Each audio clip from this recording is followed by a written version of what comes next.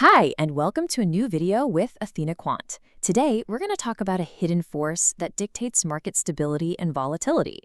It's a single number that acts like a switch, flipping the market's entire personality from calm to chaotic in an instant. All right, let's start with an experience that's, well, frustratingly common for anyone watching the markets. You see a clear support level on a chart, right? A place where the price should bounce. But then it just blows right through it, like it isn't even there. So why does that happen? Well, the answer really comes down to understanding the difference between a subjective guess and a level that's backed by real money and hard data. Your technical level at, say, $445, that might just be based on a visual pattern. But a data-driven level, like the zero gamma point at $443, that's a calculated market reality.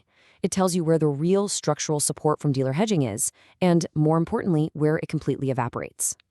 So here's what we're going to cover today. We'll talk about this hidden switch, really get into understanding zero gamma, look at a case study from the 2022 sell-off, walk through a practical trader's playbook, and then wrap up with the data-driven edge that this all gives you. Okay, let's dive right in by defining what this hidden switch actually is. It is the single most important price level that comes out of the options market, and it truly acts as a line in the sand for how the market is going to behave. And that line in the sand is called zero gamma. Put simply, it's the price level where the market's internal mechanics just completely flip. When the price is above this level, dealers who are hedging options have to act in a way that dampens volatility. But the second the price falls below it, their hedging does the exact opposite. It amplifies moves and basically pours gasoline on the fire. To really get a feel for this, let's look at the two distinct regimes this one level creates. You can think of it as the market having two completely different personalities, all depending on which side of the zero gamma line it's on. So, when the price is above the zero gamma level, the market is in what we call a positive gamma state. Think of it like a rubber band. Dealers are mechanically forced to buy the dips and sell the rallies to stay hedged.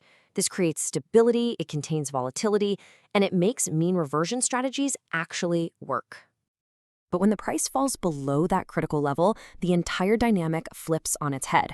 We enter a negative gamma state. Now, the market acts like a ball rolling downhill. To stay hedged, dealers are forced to sell into weakness and buy into strength. This is what amplifies momentum, crushes support levels, and causes volatility to just explode. But this isn't just some abstract theory. It has dramatic, real-world consequences. Let's look at a powerful example of this switch flipping during the huge market sell-off in early 2022.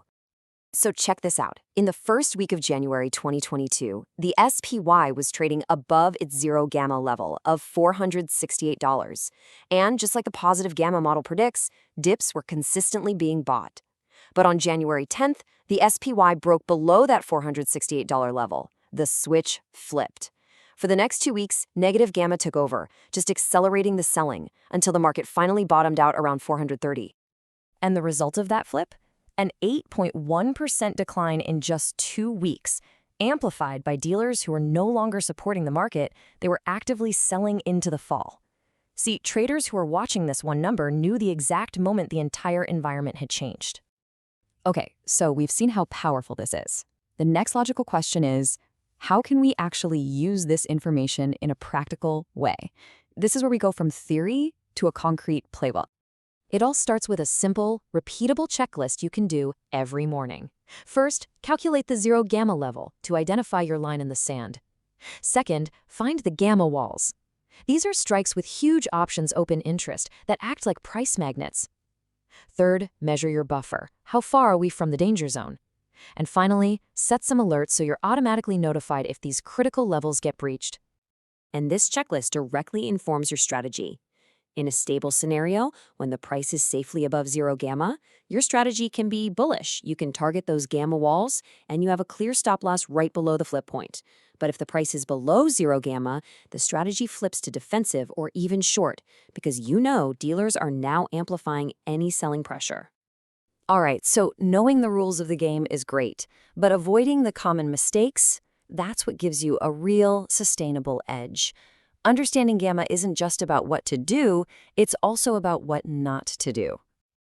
So here are the critical mistakes to avoid.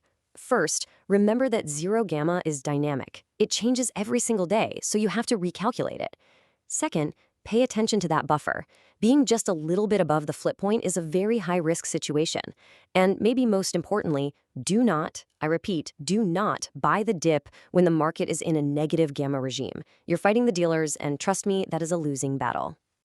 If you only take away one thing about trading below the zero gamma level, let it be this. Dips don't get bought, they accelerate. You are not buying a bargain. You are trying to catch a falling knife that is gaining downward momentum. So we've seen how a single data-driven number can provide a much clearer picture of the market's internal structure than traditional charts can alone. It quantifies risk and reveals those hidden forces of dealer hedging that are truly moving prices. So the final question is this.